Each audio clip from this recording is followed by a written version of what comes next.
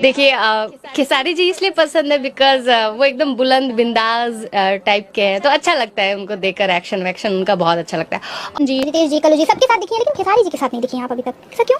क्योंकि अभी तक ऐसा कुछ मौका ही नहीं मिला।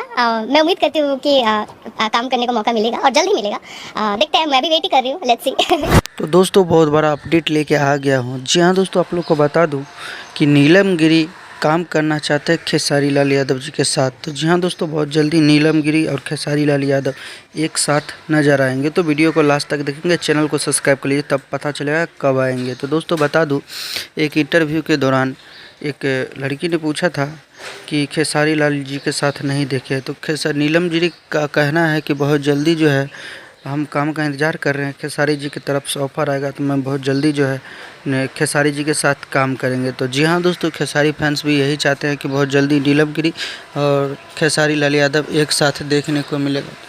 बहुत जल्दी आप लोग को मिल जाएगा देखने को। तो आज का वीडियो में बस इतना ही था।